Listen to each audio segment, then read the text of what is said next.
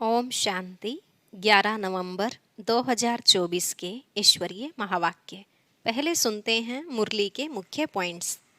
बाबा ने कहा, यह आंखें बड़ा धोखा देती हैं, इनकी भी संभाल करनी है। मनसा वाचा कर्मणा, तुम्हें पूरा पवित्र बनना है। श्रीमत का उल्लंघन किया तो समझो गिरे, एकदम रसातल में पहुंच जाएंगे। जैसे बाप बलवान है, वैसे माया भी बड़ी बलवान है, एकदम नाक में दम कर देती है। इसलिए कायदे अनुसार बाप की याद में रहो। अगर कोई भी बेकायदे काम किया तो एकदम गिरा देगी। फिर बाबा ने कहा, आपस में मिलकर झरमुई झगमुई नहीं करनी, ना ही कोई कमेटी आदि बनानी। कोशिश कर एक बाप के साथ ही लिंक जोड़नी चाहिए, नहीं तो बैटरी कैसे चार्ज होगी। अगर कदम कदम पर खबरदारी से चलते रहो तो तुम पद्मा पदमपति बन सकते हो। परंतु कितने बेचारे ऐसे हैं जो शिव बाबा के खजाने में जमा करते और फिर वापस मांगकर असुर बन जाते। इसमें सारी योग की कमी है। लास्ट में बाबा ने कहा, कोई भी बात हो तो रिपोर्ट करनी चाहिए, अपने हाथ में ला नहीं उठाओ। सुधारने वाला एक बाप ही है। सदा याद रहे कि जैसा कर्म मैं करूँगा, मुझे देख और भी करेंगे। मैं मुरली नहीं पढ़ूंगा तो और भी नहीं पढ़ेंगे। जो गफलत करेंगे तो माया उनको थप्पड़ लगाकर वर्थ नोट पैनी बना देगी। अब सुनते हैं महावाक्यों को विस्तार से। बाबा ने कहा, मीठे बच्चे, अपने ऊपर पूरी नज़र रखो। कोई भी बेकायदे चलन नहीं चलना, श्रीमत का उल्लंघन करने से गिर जाएंगे। प्रश्न, पद्मा पदमपति बनने के लिए कौन सी खबरदारी चाहिए? उत्तर, सदैव ध्यान रहे, जैसा कर्म हम करेंगे हमें देख और भी करने लगेंगे। किसी भी बात का मिथ्या अहंकार न आए। मुरली कभी भी मिस न हो। मनसा वाचा कर्मणा, अपनी संभाल रखो। यह आंखें धोखा न दें तो पद्मों की कमाई जमा कर सकेंगे। इसके लिए अंतर्मुखी होकर बाप को याद करो और विकर्मों से बचे रहो। ओम शांति। रूहानी बच्चों को बाप ने समझाया है। यहाँ तुम बच्चों को इस ख्याल से जरूर बैठना होता है, यह बाबा भी है, टीचर और सतगुरु भी है। और यह भी महसूस करते हो, बाबा को याद करते करते पवित्र बन पवित्र धाम में जाकर पहुँचेंगे। बाप ने समझाया है कि पवित्र धाम से ही तुम नीचे उतरते हो, उसका नाम ही है पवित्र धाम। सतो प्रधान से फिर सतो रजो तमो। अभी तुम समझते हो कि हम नीचे गिरे हुए हैं, अर्थात वैशाल्य में हैं। भल तुम संगम युग पर हो, परंतु ज्ञान से तुम जानते हो कि हमने किनारा किया हुआ है। फिर भी अगर हम शिव बाबा की याद में रहते हैं तो शिवालय दूर नहीं। शिव बाबा को याद नहीं करते तो शिवालय बहुत दूर है। सजाएं खानी पड़ती हैं तो बहुत दूर हो जाता है। तो बाप बच्चों को कोई जास्ती तकलीफ नहीं देते हैं। एक तो बार बार कहते हैं, मनसा वाचा कर्मणा, पवित्र बनना है। यह आंखें भी बड़ा धोखा देती हैं, इनसे बहुत संभाल कर चलना होता है। बाप ने समझाया है कि ध्यान और योग बिल्कुल अलग है। योग अर्थात याद। आंखें खुली होते भी तुम याद कर सकते हो। ध्यान को कोई योग नहीं कहा जाता। भोग भी ले जाते हैं तो डायरेक्शन अनुसार ही जाना है। इसमें माया भी बहुत आती है। माया ऐसी है जो एकदम नाक में दम कर देती है। जैसे बाप बलवान है, वैसे माया भी बड़ी बलवान है। इतनी बलवान है जो सारी दुनिया को वैशाल्य में ढकेल दिया है। इसलिए इसमें बहुत खबरदारी रखनी होती है। बाप की कायदे अनुसार याद चाहिए। बेकायदे कोई काम किया तो एकदम गिरा देती है। ध्यान आदि की कभी कोई इच्छा नहीं रखनी है। इच्छा मात्रम अविद्या। बाप तुम्हारी सब मनोकामनाएं बिगर मांगे पूरी कर देते हैं, अगर बाबा की आज्ञा पर चले तो। अगर बाप की आज्ञा न मान उल्टा रास्ता लिया तो हो सकता है स्वर्ग के बदले नरक में ही गिर जाएं। गायन भी है, गज को ग्राह ने खाया। बहुतों को ज्ञान देने वाले, भोग लगाने वाले आज हैं कहाँ? क्योंकि बेकायदे चलन के कारण पूरे मायावी बन जाते हैं। डीटी बनते बनते डेविल बन जाते हैं। बाप जानते हैं कि बहुत अच्छे पुरुषार्थी जो देवता बनने वाले थे वह असुर बन असुरों के साथ रहते हैं, ट्रेटर हो जाते हैं। बाप का बनकर फिर माया के बन जाते, उन्हें ट्रेटर कहा जाता है। अपने ऊपर नजर रखनी होती है। श्रीमत का उल्लंघन किया तो यह गिरे, पता भी नहीं पड़ेगा। बाप तो बच्चों को सावधान करते हैं कि कोई ऐसी चलन न चलो जो रसातल में पहुंच जाओ। कल भी बाबा ने समझाया, बहुत गोप हैं, आपस में कमेटियां आदि बनाते हैं, जो कुछ करते हैं श्रीमत के आधार बिगर करते हैं तो डिससर्विस करते हैं। बिगर श्रीमत करेंगे तो गिरते ही जाएंगे। बाबा ने शुरू में कमेटी बनाई थी तो माताओं की बनाई थी, क्योंकि कलश तो माताओं को ही मिलता है। वंदे मातरम गाया हुआ है ना। अगर गोप लोग कमेटी बनाते हैं तो वंदे गोप तो गायन नहीं है। श्रीमत पर नहीं तो माया के जाल में फंस पड़ते हैं।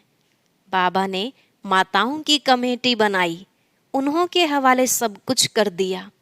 पुरुष अक्सर करके देवाला मारते हैं, स्त्रियां नहीं। तो बाप भी कलश माताओं पर रखते हैं। इस ज्ञान मार्ग में माताएं भी देवाला मार सकती हैं। पद्मा पदम भाग्यशाली जो बनने वाले हैं वह माया से हार खाकर देवाला मार सकते हैं। इसमें स्त्री पुरुष दोनों देवाला मार सकते हैं और मारते भी हैं। कितने हार खाकर चले गए, गोया देवाला मार दिया ना। बाप समझाते हैं, भारतवासियों ने तो पूरा देवाला मारा है। माया कितनी जबरदस्त है, जो समझ नहीं सकते हैं हम क्या थे, कहाँ से एकदम नीचे आकर गिरे हैं। यहाँ भी ऊंच चढ़ते चढ़ते फिर श्रीमत को भूल अपनी मत पर चलते हैं तो देवाला मार देते हैं। वो लोग तो देवाला मारते फिर 5-7 वर्ष बाद खड़े हो जाते हैं। यहाँ तो 84 जन्मों का देवाला मारते हैं, ऊंच पद पा न सके, देवाला मारते ही रहते हैं। बाबा के पास फोटो होता तो बतलाते। तुम कहेंगे बाबा तो बिल्कुल ठीक कहते हैं, यह कितना बड़ा महारथी था, बहुतों को उठाते थे, आज है नहीं, देवाले में है। बाबा घड़ी घड़ी बच्चों को सावधान करते रहते हैं। अपनी मत पर कमेटियां आदि बनाना, इसमें कुछ रखा नहीं है। आपस में मिलकर झरमुई झगमुई करना, यह ऐसा करता था, फलाना ऐसा करता था, सारा दिन यही करते रहते हैं। बाप से बुद्धि योग लगाने से ही सतो प्रधान बनेंगे। बाप का बने और बाप से योग नहीं तो घड़ी घड़ी गिरते रहेंगे, कनेक्शन ही टूट पड़ता है। लिंक टूट जाए तो घबराना नहीं चाहिए। माया हमें इतना तंग क्यों करती है? कोशिश कर बाप के साथ लिंक जोड़नी चाहिए, नहीं तो बैटरी चार्ज कैसे होगी? विकर्म होने से बैटरी डिस्चार्ज हो जाती है। शुरू में कितने ढेर के ढेर बाबा के आकर बने, भट्ठी में आए, फिर आज कहाँ हैं? गिर पड़े, क्योंकि पुरानी दुनिया याद आई। अभी बाप कहते हैं, मैं तुमको बेहद का वैराग्य दिलाता हूँ। इस पुरानी दुनिया से दिल नहीं लगाओ, दिल स्वर्ग से लगानी है। अगर ऐसा लक्ष्मी नारायण बनना है तो मेहनत करनी पड़े। बुद्धि योग एक बाप के साथ होना चाहिए।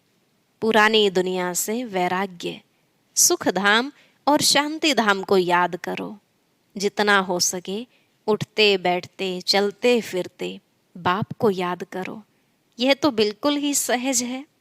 तुम यहाँ आए ही हो नर से नारायण बनने के लिए, सबको कहना है कि अब तमो प्रधान से सतो प्रधान बनना है, क्योंकि रिटर्न जर्नी होती है। वर्ल्ड की हिस्ट्री ज्योग्राफी रिपीट, माना नर्क से स्वर्ग, फिर स्वर्ग से नर्क। यह चक्र फिरता ही रहता है। बाप ने कहा है, यहाँ स्वदर्शन चक्रधारी होकर बैठो। इसी याद में रहो कि हमने कितने बार चक्र लगाया है। अभी फिर से हम देवता बन रहे हैं। दुनिया में कोई भी इस राज को नहीं समझते हैं। यह ज्ञान देवताओं को है नहीं, वह तो हैं ही पवित्र, उनमें ज्ञान ही नहीं। जो शंख बजावे वह पवित्र हैं, उनको यह निशानी देने की दरकार नहीं। निशानी तब होती है जब दोनों इकट्ठे होते हैं। तुमको भी निशानी नहीं, क्योंकि तुम आज देवता बनते बनते कल असुर बन जाते हो। बाप देवता बनाते, माया असुर बना देती है। बाप जब समझाते हैं तब पता पड़ता है कि सचमुच हमारी अवस्था गिरी हुई है। कितने बेचारे शिव बाबा के खजाने में जमा करते, फिर मांगकर असुर बन जाते। इसमें योग की ही सारी कमी है। योग से ही पवित्र बनना है। बुलाते भी हो, बाबा आओ हमें पतित से पावन बनाओ, जो हम स्वर्ग में जा सके। याद की यात्रा है ही पावन बन ऊंच पद पाने के लिए। जो मर जाते हैं फिर भी जो कुछ सुना है तो शिवालय में आएंगे जरूर। पद भल कैसा भी पाएं, एक बार याद किया तो स्वर्ग में आएंगे जरूर। बाकी ऊंच पद पा न सके, स्वर्ग का नाम सुनकर खुश होना चाहिए। फेल हो पाई पैसे का पद पा लिया, इसमें खुश नहीं हो जाना है। फीलिंग तो आती है ना, मैं नौकर हूँ। पिछाड़ी में तुम्हें सब साक्षात्कार होंगे कि हम क्या बनेंगे, हमसे क्या विकर्म हुआ है जो ऐसी हालत हुई है। मैं महारानी क्यों नहीं बनूं? कदम कदम पर खबरदारी से चलने से तुम पद्मा पदम पति बन सकते हो। मंदिरों में देवताओं को पद्म की निशानी दिखाते हैं। दर्जे में फर्क हो जाता है। आज की राजाई का कितना दबदबा रहता है तो अल्पकाल का। सदाकाल के राजा तो बन न सके। तो अभी बाप कहते हैं तुम्हें लक्ष्मी नारायण बनना है, तो पुरुषार्थ भी ऐसा चाहिए। कितना हम औरों का कल्याण करते हैं, अंतर्मुख हो कितना समय बाबा की याद में रहते हैं। अभी हम जा रहे हैं अपने स्वीट होम में, फिर आएंगे सुख धाम में। यह सब ज्ञान का मंथन अंदर में चलता रहे। बाप में ज्ञान और योग दोनों हैं, तुम्हारे में भी होना चाहिए। जानते हो हमें शिव बाबा पढ़ाते हैं तो ज्ञान भी हुआ और याद भी हुई। ज्ञान और योग दोनों साथ साथ चलता है। ऐसे नहीं योग में बैठो, बाबा को याद करते रहो और नॉलेज भूल जाए। बाप योग सिखलाते हैं तो नॉलेज भूल जाते हैं क्या? सारी नॉलेज उनमें रहती है। तुम बच्चों में भी नॉलेज होनी चाहिए, पढ़ना चाहिए। जैसे कर्म मैं करूँगा, मुझे देख और भी करेंगे। मैं मुरली नहीं पढ़ूंगा तो और भी नहीं पढ़ेंगे। मिथ्या अहंकार आ जाता है तो माया झट वार कर देती है। कदम कदम बाप से श्रीमत लेते रहना है, नहीं तो कुछ न कुछ विकर्म बन जाते हैं। बहुत बच्चे भूल करते बाप को नहीं बताते तो अपनी सत्यानाश कर लेते हैं। गफलत होने से माया थप्पड़ लगा देती है, वर्थ नोट है पेनी बना देती है। अहंकार में आने से माया बहुत विकर्म कराती है। बाबा ने ऐसे थोड़े ही कहा है, ऐसी ऐसी पुरुषों की कमेटियां बनाओ। कमेटी में एक दो समझू सयानी बच्चियां जरूर होनी चाहिए, जिनकी ही राय पर काम हो। कलश तो लक्ष्मी पर रखा जाता है ना। गायन भी है, अमृत पिलाते थे, फिर कहाँ यज्ञ में विघ्न डालते थे। अनेक प्रकार के विघ्न डालने वाले हैं। सारा दिन यही झरमुई झगमुई की बातें करते रहते हैं। यह बहुत खराब है। कोई भी बात हो तो बाप को रिपोर्ट करनी चाहिए। सुधारने वाला तो एक ही बाप है। तुम अपने हाथ में ला नहीं उठाओ। तुम बाप की याद में रहो, सभी को बाप का परिचय देते रहो, तब ऐसा बन सकेंगे। माया बहुत कड़ी है, किसको नहीं छोड़ती। सदैव बाप को समाचार लिखना चाहिए, डायरेक्शन लेते रहना चाहिए। यूं तो डायरेक्शन सदैव मिलते रहते हैं, ऐसे तो बच्चे समझते हैं। बाबा ने तो आप ही इस बात पर समझा दिया। बाबा तो अंतर्यामी है। बाबा कहते नहीं मैं तो नॉलेज पढ़ाता हूँ, इसमें अंतर्यामी की बात ही नहीं। हाँ, यह जानता हूँ कि यह सब मेरे बच्चे हैं, हर एक शरीर के अंदर मेरे बच्चे हैं। बाकी ऐसे नहीं कि बाप सभी के अंदर विराजमान है। मनुष्य तो उल्टा ही समझ लेते हैं। बाप कहते हैं मैं जानता हूँ कि सभी तख्त पर आत्मा विराजमान है। यह तो कितनी सहज बात है। सभी चैतन्य आत्माएं अपने अपने तख्त पर बैठी हैं, फिर भी परमात्मा को सर्वव्यापी कह देते हैं। यह है एकच भूल। इस कारण ही भारत इतना गिरा हुआ है। बाप कहते हैं तुमने मेरी बहुत ग्लानि की है। विश्व के मालिक बनाने वाले को तुमने गाली दी है। इसलिए बाप कहते हैं यदा यदा ही धर्मस्य। बाहर वाले यह सर्वव्यापी का ज्ञान भारतवासियों से सीखते हैं। जैसे भारतवासी उनसे हुनर सीखते हैं, वह फिर उल्टा सीखते हैं। तुम्हें तो एक बाप को याद करना है और बाप का परिचय भी सबको देना है। तुम हो अंधों की लाठी, लाठी से राह बतलाते हैं ना। अच्छा, मीठे मीठे सिकिलधे बच्चों प्रति माता पिता बाप दादा का याद प्यार और गुड मॉर्निंग। रूहानी बाप की रूहानी बच्चों को नमस्ते। रूहानी बच्चों की रूहानी बाप दादा को नमस्ते नमस्ते, गुड मॉर्निंग, शुक्रिया बाबा, शुक्रिया। धारणा के लिए मुख्य सार। पहला पॉइंट, बाप की आज्ञा अनुसार हर कार्य करना है। कभी भी श्रीमत का उल्लंघन न हो, तभी सर्व मनोकामनाएं बिना मांगे पूरी होंगी। ध्यान दीदार की इच्छा नहीं रखनी है, इच्छा मात्रम अविद्या बनना है। दूसरा, आपस में मिलकर झरमुई झगमुई नहीं करना है, एक दूसरे का परचिंतन नहीं करना है। अंतर्मुख हो अपनी जांच करनी है कि हम बाबा की याद में कितना समय रहते हैं। ज्ञान का मंथन अंदर चलता है। आज का वरदान, हर आत्मा के संबंध संपर्क में आते सबको दान देने वाले महादानी वरदानी भव। हर आत्मा के संबंध संपर्क में आते सबको दान देने वाले महादानी वरदानी भव। बाबा ने कहा सारे दिन में जो भी संबंध संपर्क में आए उसे कोई ना कोई शक्ति का, ज्ञान का, गुण का दान दो।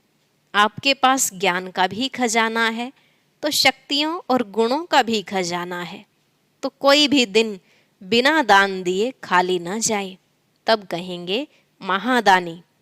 दूसरी बात, दान शब्द का रूहानी अर्थ है सहयोग देना। तो अपनी श्रेष्ठ स्थिति के वायुमंडल द्वारा और अपनी वृत्ति के वाइब्रेशन द्वारा हर आत्मा को सहयोग दो, तब कहेंगे वरदानी। स्लोगन, जो बाप दादा और परिवार के समीप हैं उनके चेहरे पर संतुष्टता, रूहानियत और प्रसन्नता की मुस्कुराहट रहती है।